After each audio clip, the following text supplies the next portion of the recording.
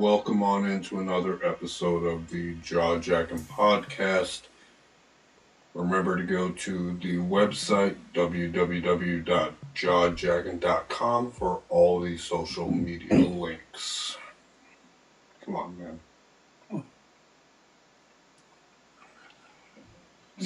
Excuse me. This is a special episode. I'm introducing for the first time my dad, Gary Norton, to the podcast, and this is the 1 year episode of his wife, my mother, passing away on this day 1 year ago. Did this year go fast for you? Yeah. Yeah, I can't really. The one thing yesterday that I was thinking about was when you think about time and the actual day, it doesn't add up because the day of the week is one day shifted forward. Mm-hmm. So technically, if you talk about the day of the week, it was yesterday because it was Sunday morning that we got the call. Yeah. But that would have been the 9th last year. But they got it officially known as the 10th. No, that's what it was, but I'm saying yesterday was the 9th. So yeah. I kept thinking about, like, it was early in the morning and that was Sunday morning, so I called into work and then took the whole week off. I don't know. How's the last year been for you? Ups and downs. Good memories, bad memories. Sometimes some things hit me up close about her. There's some movies we like to watch together. So this Christmas is going to be a little rough. I've been watching stay up late to watch some of the movies that she likes to watch. Christmas movies, Hallmark, and some we like to watch together. And some will come on late, and then they kind of hit a spot, you know. I cry more easily now than I ever have. So I got no interest in cooking. Because Sally, your mom did the most of the cooking, but I had help. But when she got the way she was, I did the cooking, but to keep her from thinking about her pain, I asked her questions, and then she like jumped right in and helped. Like when I went to have my, for example, doesn't deal with cooking, but how I had cataract surgery, I have to put eye drops in my eyes. I couldn't do it because I got that fear, because I got a bad eye, and I just don't like anything in my face. If I get something in my face, I'm going to hit, and I have a hard time trying to put drops in, so. Well, I took you to that surgery. Yeah, but your ma was the one I would sit on the floor, lean up against a chair, put my head back, and she'd lean forward, and she I led apart a little bit and took the drops. And the first week doing the drops was hard because you had to do both eyes, one with one guy and one with the other. Well, I think another thing too is that I think we kind of knew that she was doing it to herself, but for me it was a little bit of I went from work to the hospital, and then it was just a blanketed statement of, well, this might happen. So as much as we might have known, you can't really prepare yourself for that. And then, we left and we went back to your house. And I think maybe we got something to eat. And then I remember we watched the Santa Claus. And then we fell asleep, and then it was like between 2:30, 3 o'clock in the morning when we got the call, and it always kind of bothered me that we weren't there, but like I've said before, I don't, even if we were there, I don't think she would have known that we were there because she was so depleted of everything, essentially. I mean, Yeah. They would do most of the work on one side, the side I always sit on. She always wanted me, she always liked me to sit on the left side. It's easy for her to turn and look at me on the left side. And I couldn't do it until the last time. So, is it weird having that chair still with you? no. It's not really for me either. Sometimes it is, but I'll sit in it just, I mean, without thought. No. See, nobody really knows. You're going to hear it now in the broadcast that your mother and I, well, you had that white patio table, that plastic, you know what I call them? Plastic. I call them plastic round table chairs. So we brought them in the house. I put it together because it was easier for her to sit in a wheelchair facing the TV and having it on the right side of her, and I sit on the left side of her.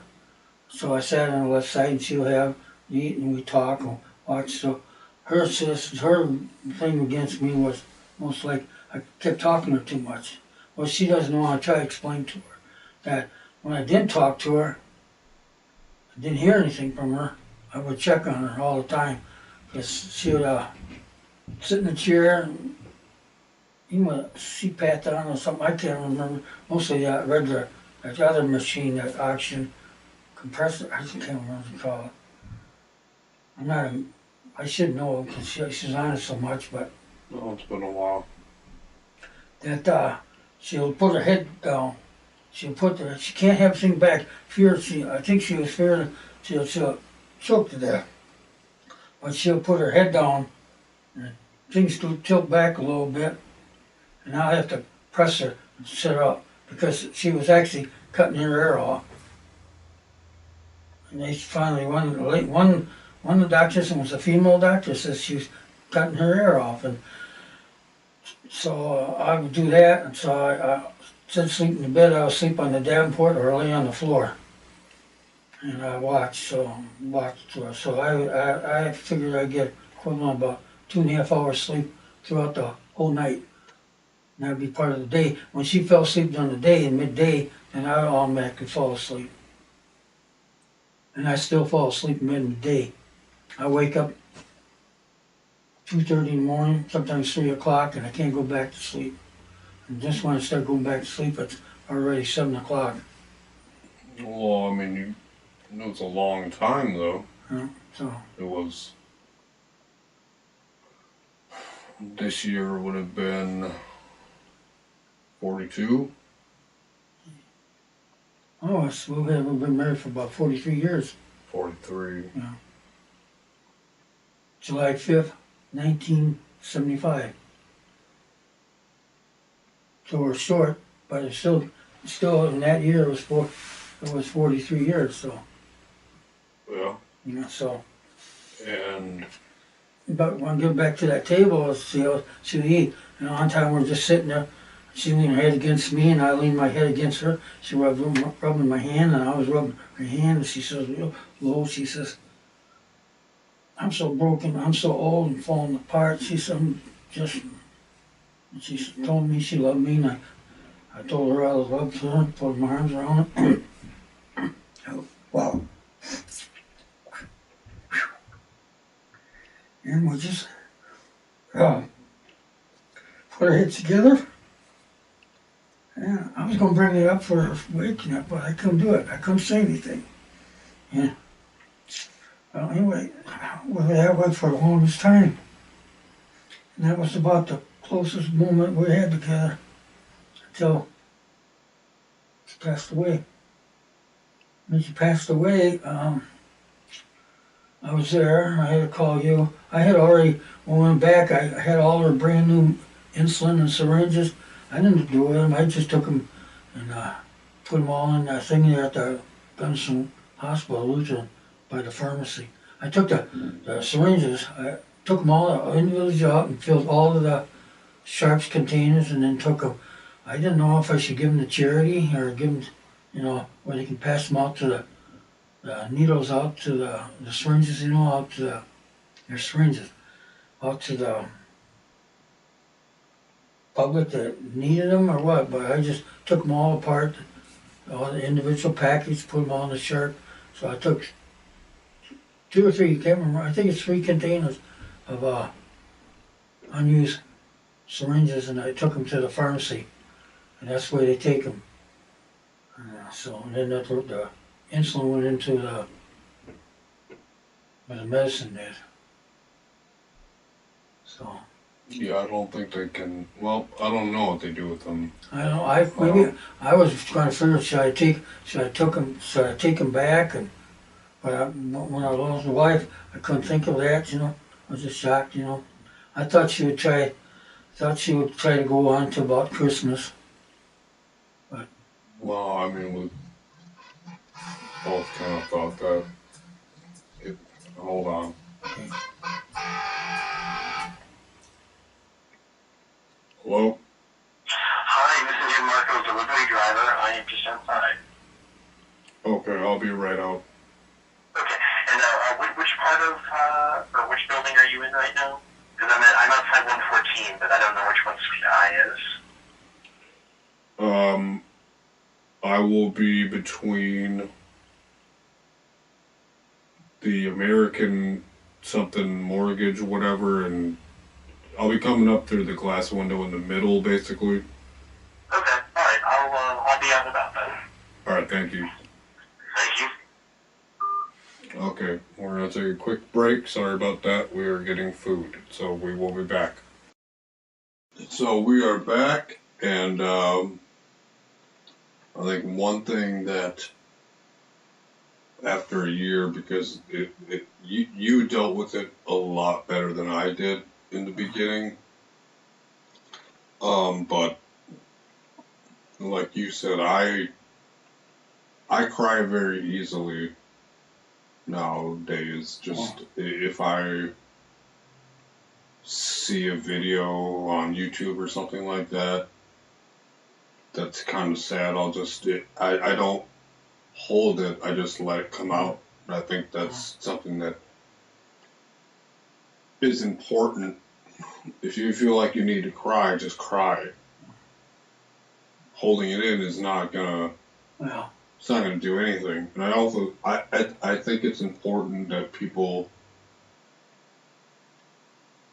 not just have their closest friends or family, but reaching out to other people. Like when we went to group therapy, I thought that was very good. Well, I went to my own therapy too. It was wonderful. Yeah, you went. We went to that one together, but we both had separate group things, and I think that that's essential to know that not just you're not alone, but that other people, even if it's not the same thing, they're still, The one I went to for myself was for people who lost people they love, part of their family, whether it's their mom, dad, brother, sister, wife, or husband, and all that stuff. It's interesting. One thing I learned is that they give you a lot of information, and you say, I need it. After you break down and start, you feel comfortable and start talking. I enjoyed going there because I felt I was with a group of people that understand. I was so old-fashioned, I wouldn't give out my phone number as long as it's, I wouldn't give it to them to call me because I'd feel funny if a woman would call me. But I'm that way. And I was also brought up to for an extent that a man never cries, only by himself. And when my father died, my father, he died in my arms. January 1st, I think his 19th birthday. I have to say, it's up on the roof. I got off the roof, shoveled snow off, come in there, and he was laying on his bed, and the blood clots left in his legs and went in his waist. He felt pretty good, and it went up and it filled his lungs. Anyway, I held him on my arms, and he told me, we talked a little bit, not that much. I shouldn't say a little bit, but he told me he loved me, and I loved him. I kissed him, and I was holding his head up, and he says, I love you very much. Mom, Danny, me, the dog was right there. The dog was whining because the dog lying on his lap. She knew what was happening, and my dad laid his head back, and I heard the death rattle. I knew what the death rattle was. And then when the policeman came to take him, Ma showed up from work, and she had to hold the dog so the cops could get in there. But she's going to tear into him. She's a little dog. She didn't like nobody's going to bother him. So for my dad's sake, I got him in bed. I was holding him, so I know how to lift him. But he would go to the hospital and lift his brother-in-law, Babe, who got hurt, and he knew how to lift, and so he only wanted my dad. So my dad taught me how to do it to him. And my dad was a big guy, and had two small cops come help him lift us. I helped him, show me this is the way to do it. Got him on the stretcher, and we wheeled him out, and then I went to the hospital. I drove myself, spun the car around in a circle, almost flipped it over, got to the hospital, parked the thing, and I ran in, and then when I saw my dad laying on there, I went crying and starting to gasp there. So they brought me oxygen, and then there was a priest outside, and my neighbor man and wife, and kids, they're like a second family to me. They're the ones that talk to me, and they got the priest or chaplain, we call them, at the hospital, come talk to me, get me off the site, because they knew if I wasn't going to cry, they would have to give me oxygen. That's how the way my heart was pounding and everything, I was ready to keel over. And then I got to crying, and then I felt better, because my dad was a big guy. To me, he was my superhero. And so I understand how to, and why I did it for my wife, taking care of her, is because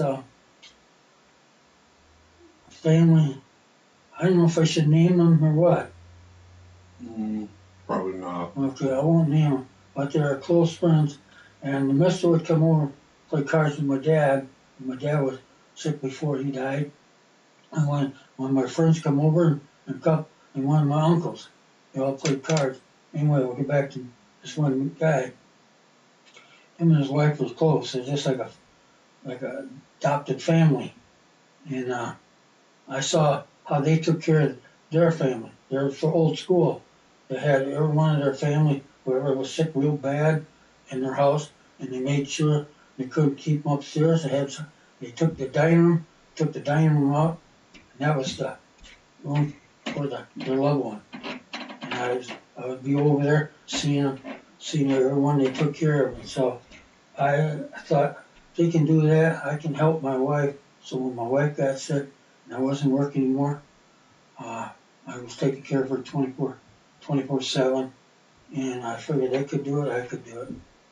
And they inspired, actually, they don't realize it, but they had inspired me to do it. And that's my wife. So I took care of them. So. Well, I think that,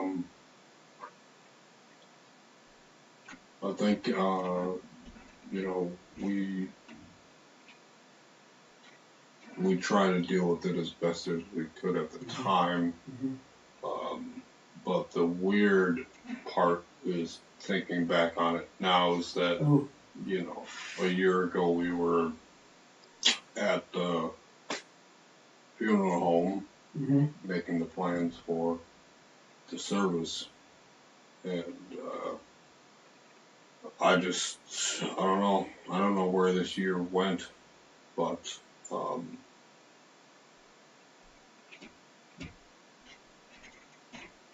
I think It's going to be hard for me though, for comes to Christmas.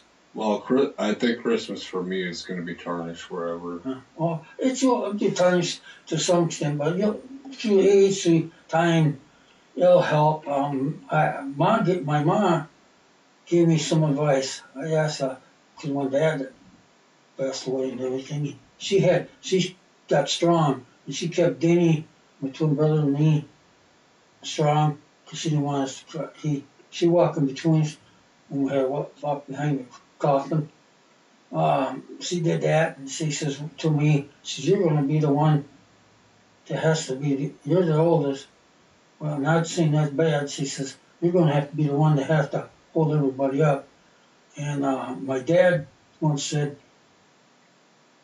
"It's going to be up to me to hold everybody up," because it was hard. Denny was good. He could do it.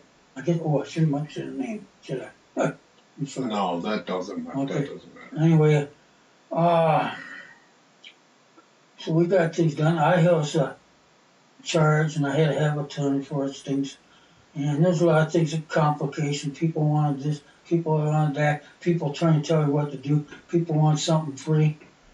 And I had to handle the whole situation for my mom, that is, because my dad said he would like to have lived longer. I mean, so he could, he would have mom go before he go, be much easier. Because he says, "You're going to have to hold it one spot." So I got it, and I did what best I could. There was a lot of stuff. There's times I wanted to quit and walk out, but I couldn't do it. I had to get attorney and everything, and a lot of stuff, bills, everything. Hospital clinics wouldn't cooperate with me, so I got the attorney to help me. He said, "I got things," but I'm not going into detail now on that. But there's a lot of complicated things to think of. But right now, when you look at this, these care providers, and there's groups you can go for it. And if they want to know if you're done, like my wife's passed away, your mom, I don't have to look after her anymore. They want to know if I would like to join these outfits, talk to them, and then, which I'm not that good, but they also want to know if I would jump in and help take care of somebody else, which I can't really do it right now. Well, that's not really something that. Not too many people can do it. So you shouldn't do that if you're still in the process of grieving, and I don't think people understand how long. Well, process of grieving takes a long time. Some people it can be only a month, two, but it depends on if this thing's a hit. But when my wife died, your mother, I'd go to the grocery store, get groceries, and I used to. When I had my first cell phone, I used to call her up. I didn't like calling on the phone, but I like to do it because I said, "Hey, this is a better deal. Why should I get this brand when this brand's over here?" And I said, "We're going to make supper?" "Yeah, okay." I said, "I'll get it."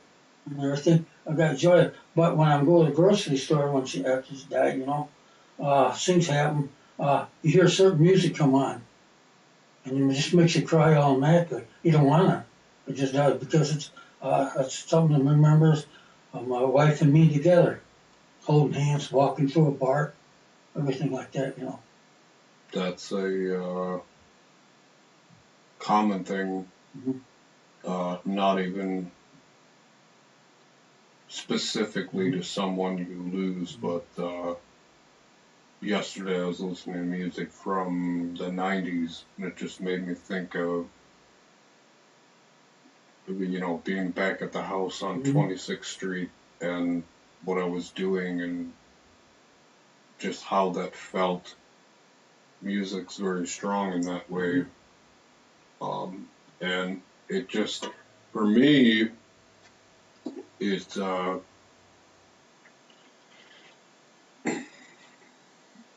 losing this coworker that was the same age as me, leaving behind 3 little kids, just made, I was fine. I was coming over the dark side of the mountain, like coming in and getting ready, and just imagining leaving him behind, which, I mean, that's fine, but it just, that coming the week of Thanksgiving and then with Mom on Christmas, like this whole time of year becomes very hard to enjoy. I mean, Yeah. when your current memories are just people leaving, it's kind of hard to be joyful. And I know, in time it will get different, but not right now. Just and it sucks. Oh yeah. Just crying for no reason, like not even music or anything. You just inside your head, and you just start crying. I cry. But I think that the point is to let it out. Yeah. Don't, I'm not gonna. That attitude is only gonna hurt you. You really need to just let it come out, because at that point your body is ready for it to come out, and it's gonna be like that forever. Oh yeah. I mean, that's never gonna It cuts change. down, but I hope I can cut down where I don't cry as much.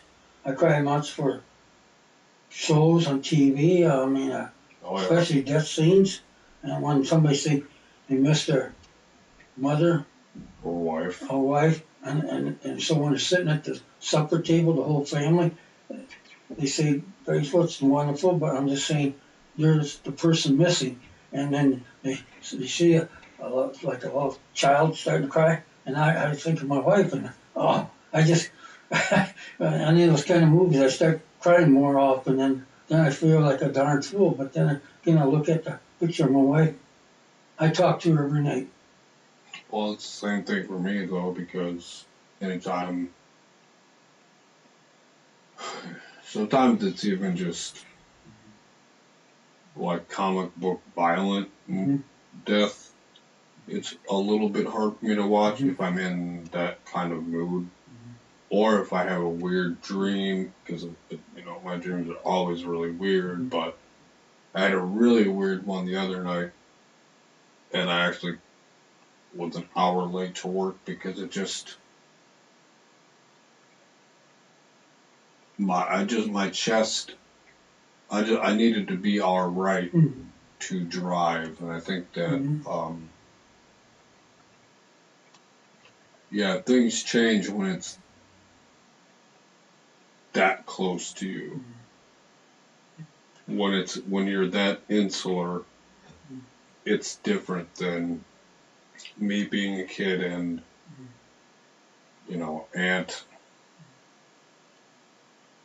whatever, whoever. I mean, no disrespect, but someone that was 80 or 90, and I'm 8 years old, and we're going to their funeral. Well, me and my cousins are running around at the funeral home. We don't, that is not the same as being an adult and having it that close, and then it's gone.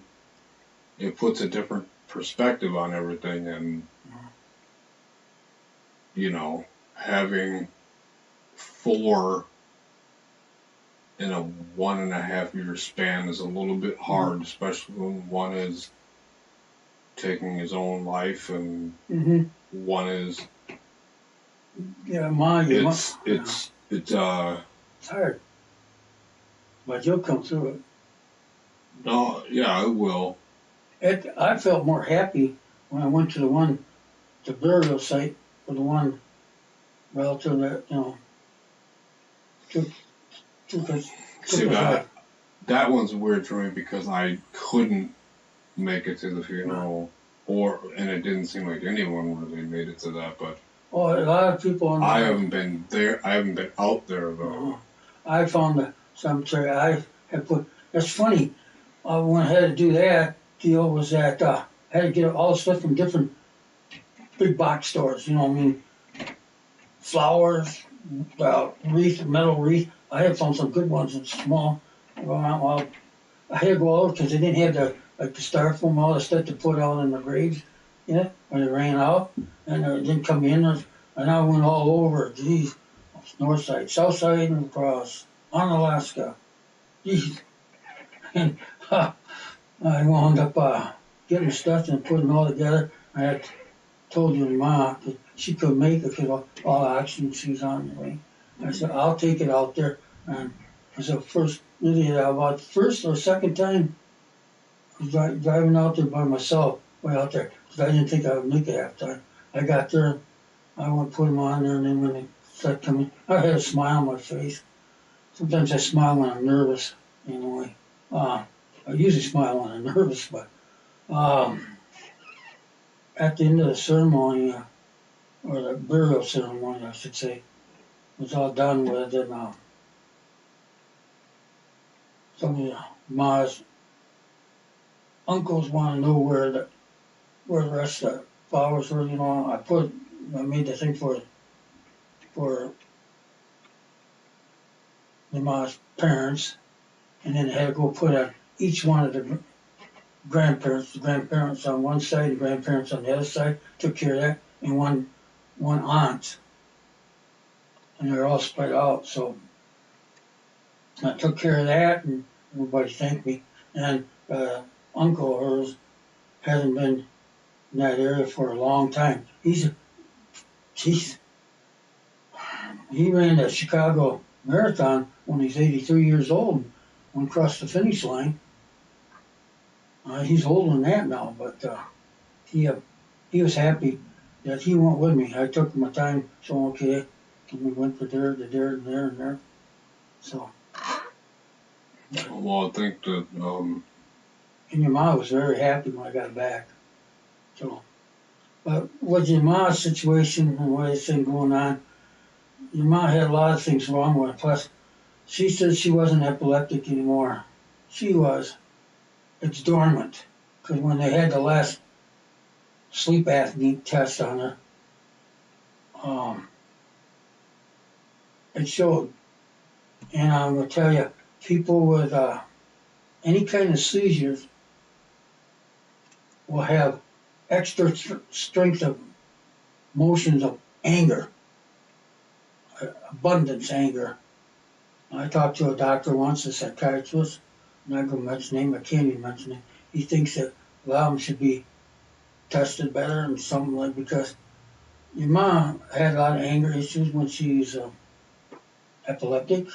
She had seizures. She took her medicine, still had seizures. When I married her, my insurance wouldn't cover her medication for a long time.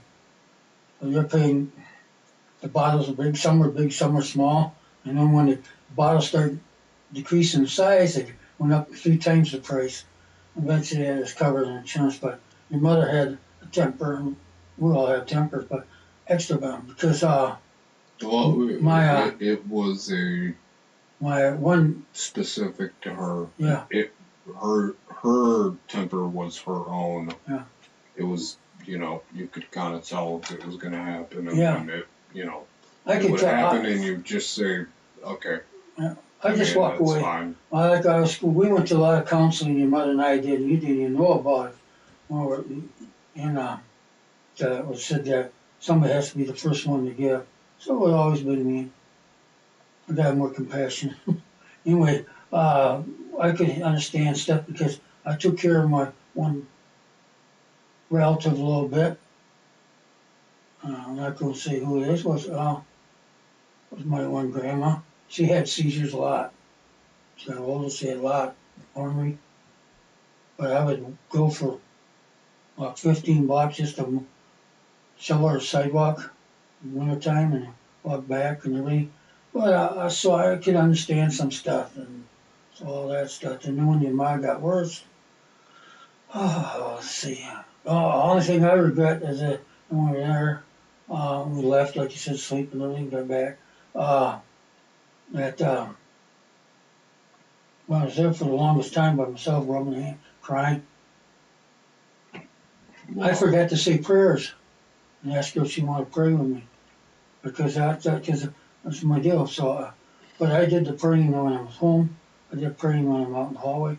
I cried a lot. Well, I think that's hard though because it's so hard. Because the last thing, you never know if it's going to be the last thing. No. I mean, the last thing that I said was, are you sure you want to do this? And I love you, I'll see you tomorrow. Mm-hmm. And I obviously never saw her again. So, I mean,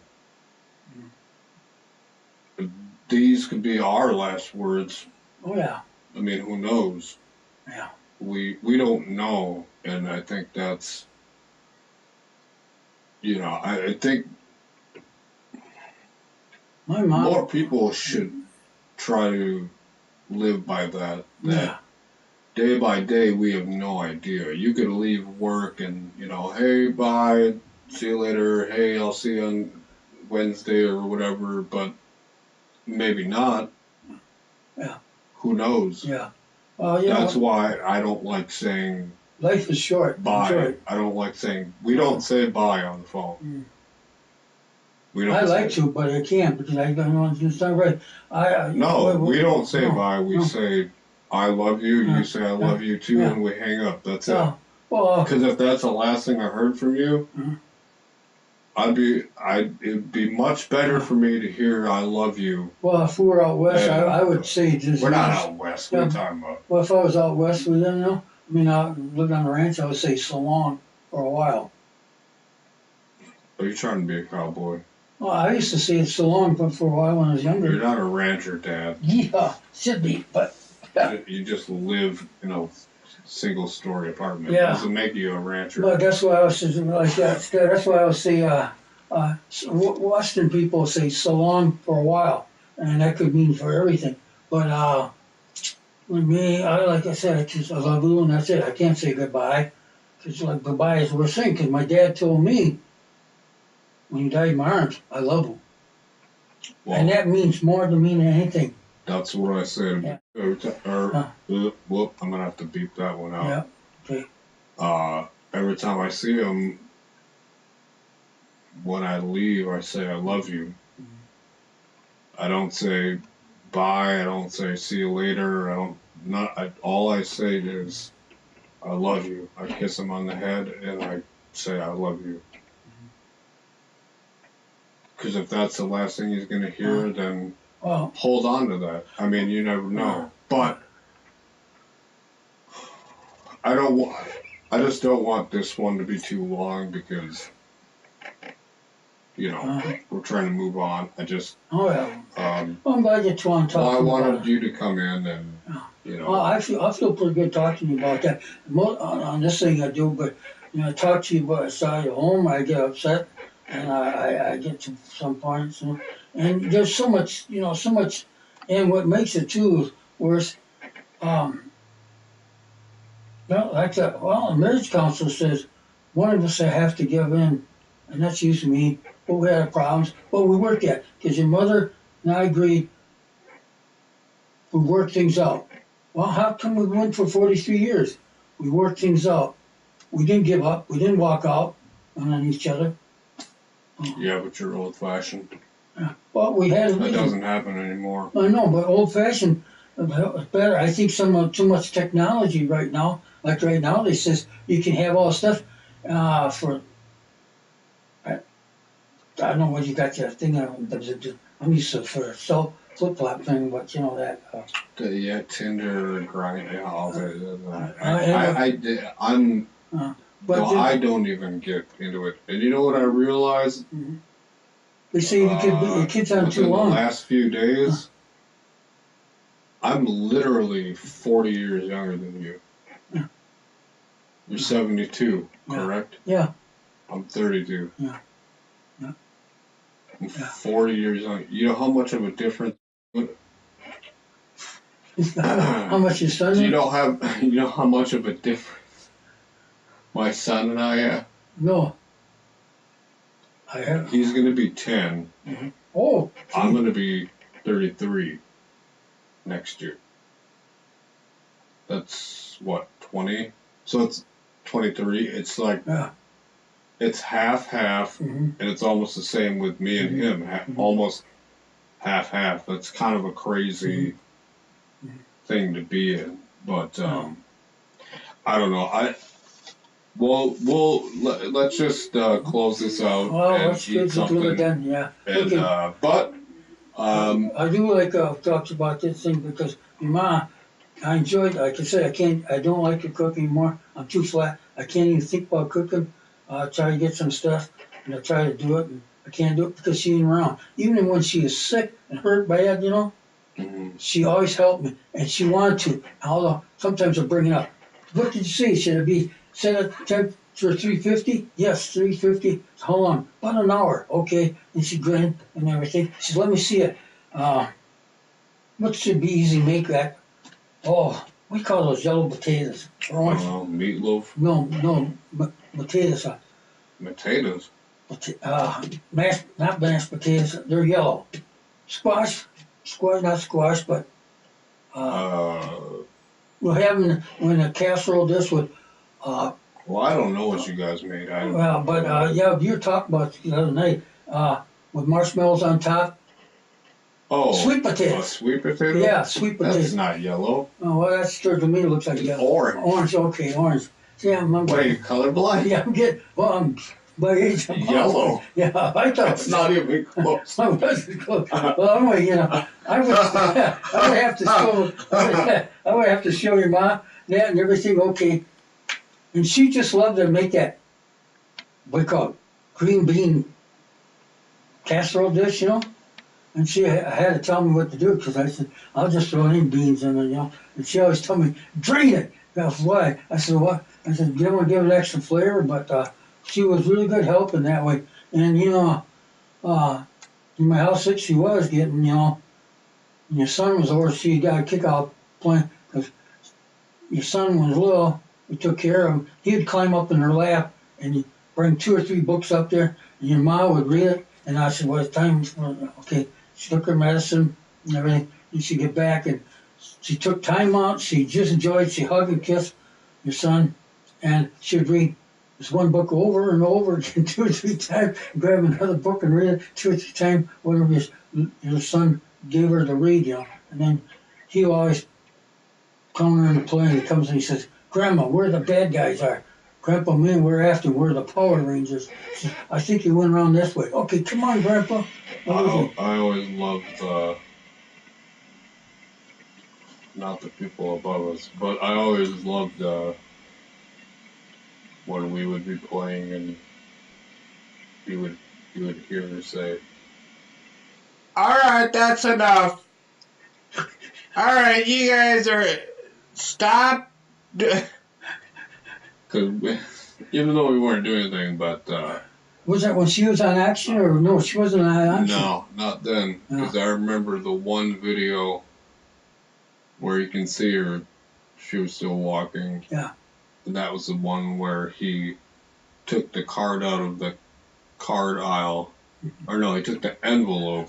He liked the envelopes. And even though you can't hear the audio because I have music playing over it. Yeah. You could see her saying, "Put that back," and he throws the envelope on the ground. Well, he's got away. He goes like this, like a bounce pass in a basketball. He goes like that. He throws it down like this. He said, "I'm not doing that." Yeah, but he came around, and pick him up anyway. So. But he had her. Yeah. And I had your mom. Yeah. A little bit longer than he did, but not by much. Yeah. So there's still memories. Oh yeah. I still have memories of Grandma. He'll have memories of his grandma, and it's just, you can't tell what life is going to hand you. You really can't. But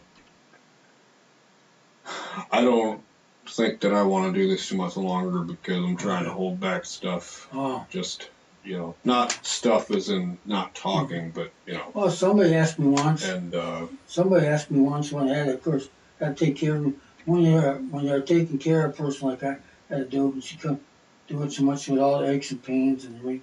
And she goes, well, sometimes they say, yeah, put some of it on yourself, but when you're in a lot of pain walking and everything, and you're doing everything right, and the legs are not getting better, and you're wrapping, and you're washing, bathing, you're putting oil on. Now, I'm not going into detail. It's hard for a caregiver. I wish there was a caregiving organization back then I could have gone for the counseling, but I did the best I could. Well, okay, let's end on this then. You really cannot tell, and you cannot really blame fat shaming any of this stuff that's happening nowadays. I mean, someone that was my age went from something that was completely out of their control. It happened. Not because of the diet, the exercise, none of it. We don't know. We don't know. Life could snatch us up right now. I don't know. This building could collapse and we could be gone right now. So what I would say is, as much as you want to, people want to push their ideas nowadays of be vegan, go to CrossFit. You need to do this. You need to do that because it's going to keep you from what? Keep you from the inevitable? To make you feel, the more exercise you got, it keeps your diabetes down. And like my age, I should probably be getting it pretty soon, but it would help me. And I do walk, but when you start walking on concrete, sidewalk, it might work. You can't, it bothers me walking, but I can walk. I'd rather walk out in the woods. But my point being, I'm old-fashioned. I'd rather walk out in the woods. This person that is gone now, that was my age. Yeah. So now there's someone that's 85 years old, obese, eats Twinkies for breakfast. Geez, I lucky son of a bitch. Yeah, but my point is still here. Yeah. So can you really tell that person you need to change? Why? What is it gonna? I'm not saying that no one should exercise or you shouldn't, watch what you. I'm just saying we're at a point where we try to tell people like, this is, do this, do this, do this, do this. Well, why? There's a guy. You could take a 90-year-old person that smoked their whole life, still alive, just dies of natural causes, whatever.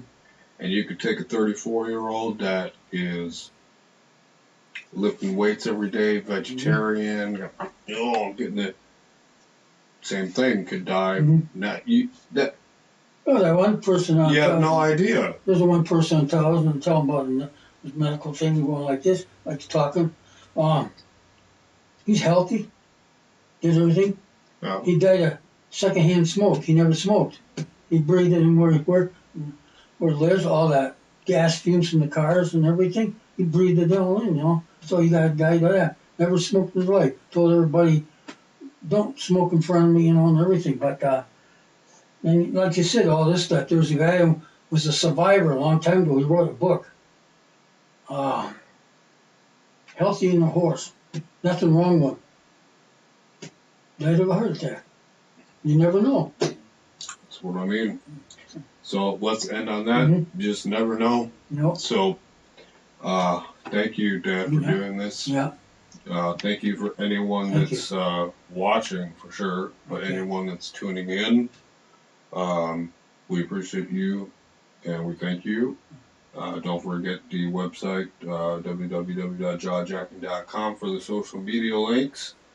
I love you, Dad. Yeah, I love you too. And until next time, love and light.